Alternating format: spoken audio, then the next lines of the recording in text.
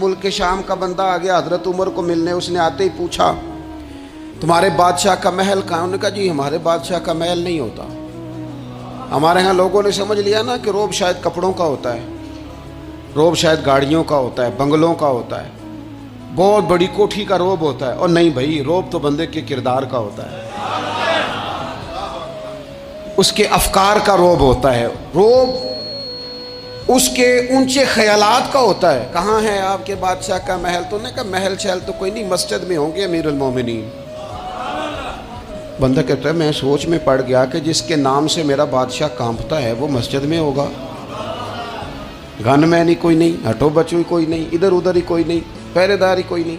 मस्जिद में जाके पूछा जनाब उमर, कहने लगे इधर ही थे। किधर हैं भाई हजरत? वो किधर हैं भाई? इधर ही थे। कहने लगा मैं हैरान हो गया, ये बादशाह की बात हो रही है। एक साहब कहने लगे वो खजूरों के बाग की तरफ जा रहे थे। कहते मैं खजूरों के बाग में गया तो एक बंदे से पूछा अमीरुल मोमिनीन? कहने लगा वो सामने की तरफ जा रहे थे, उधर गया।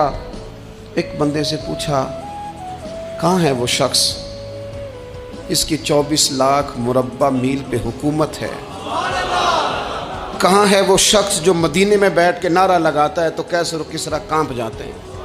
वो बंदा किधर है कि जिसकी बात जगह जगह होती है, जिसका तज़किरा सुना है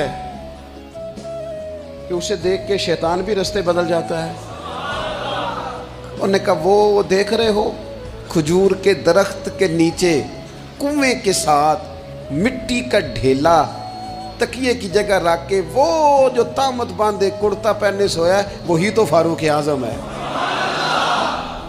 वो शख्स कहता है उमर सोए थे।